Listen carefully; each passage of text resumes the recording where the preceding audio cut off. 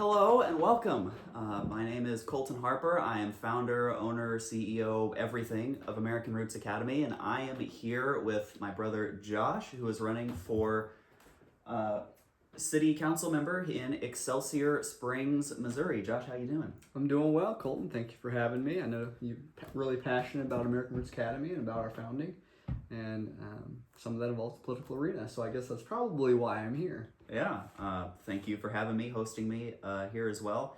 This is the first time we're doing anything like this, so you'll have to forgive a lack of interview protocol, procedure, experience, whatever. Now, also, I want to make something clear up front, not only to you, but also to our viewers. I'm not supporting you because I know you.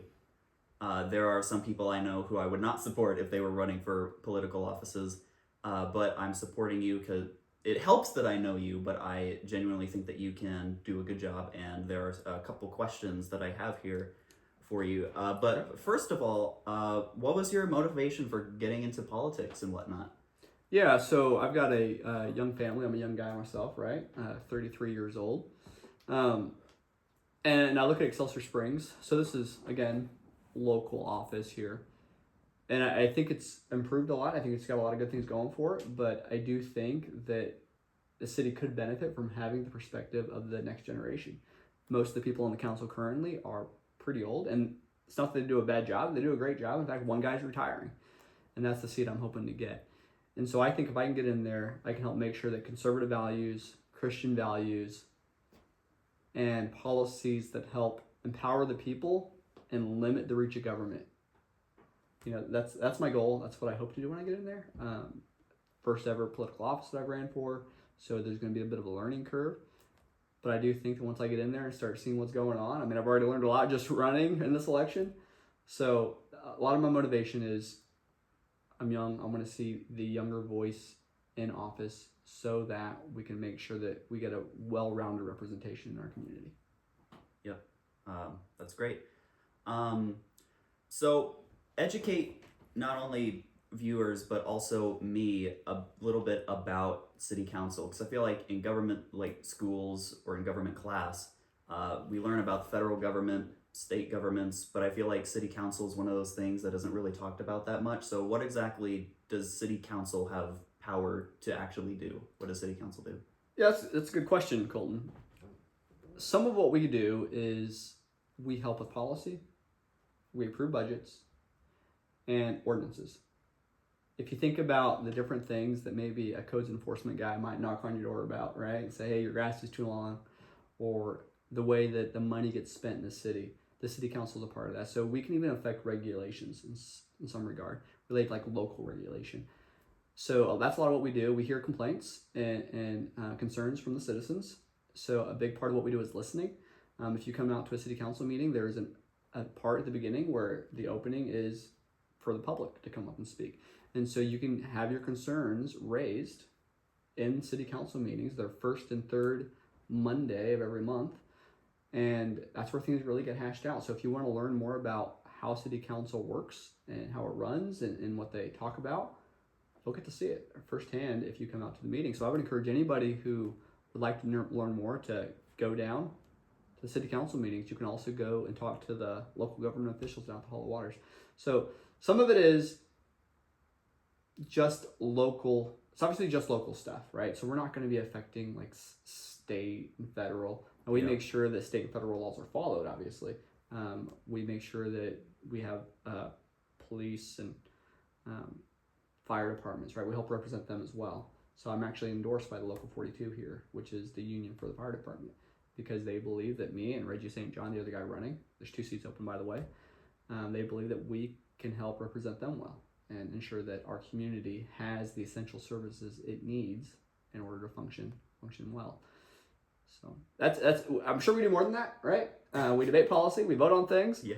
But I don't have too much more than that. When I get in there, though, I'm going to know a lot more about what our city council does. Yep.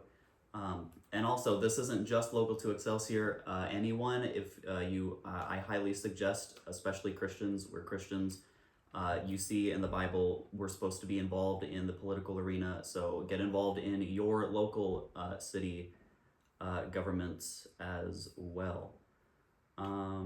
I would also add to that, in red states, what you typically see, what's a conservative state, that the state and national officials are typically Republican conservative.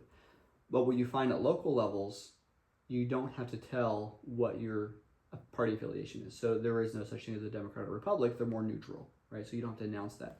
So what we see is oftentimes at local levels, you have a lot more of a liberal agenda because it's typically liberal citizens or Democrat citizens who run for these offices because they don't have to identify themselves. And so a lot of people vote for them. And then we see some wonky policies enacted across municipalities.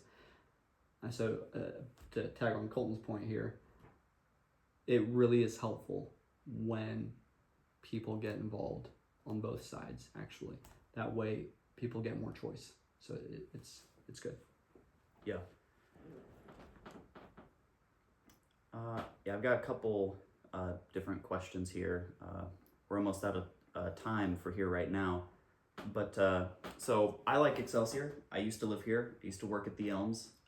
There are a lot of buildings here that the city won't let people touch to keep the historicity, which honestly, I get it. I like, the classic look of an old brick building, wooden floors, all that. But the city is doing this to the detriment of the buildings. A lot of them look terrible. They're falling apart. They're becoming safety hazards as well. Is there anything that you can do or will be able to do that you know of being on city council that will hopefully pull back some of this government from keeping people from working on these buildings? And also for the citizens, the homes that they literally own, the city, they oftentimes have to get permission from the city to do basic maintenance tasks. Okay. Yeah, so there's a couple of things going on there. With the deteriorating buildings, some of them need abatement. Asbestos, mold, things like that, which is quite expensive. I know that the city works to get grants for stuff like that, and so they get some of that taken care of. But my ultimate question is, should the city be in the business of repairing these old buildings? Right? They're not in use. Okay, so I do agree that the city should be repairing the buildings that are in use, that they use. Hall of Waters is a good example. It's a beautiful historic building, really cool architecture in there. Yeah. And I think they should be abating that and doing all those things necessary because it's a functioning government building. However, these other buildings, what I would like to see happen is for them to be sold off. I'm not talking about them being torn down. I'm saying get them off the public books. We have a budget to work within, right? Limited finite resources.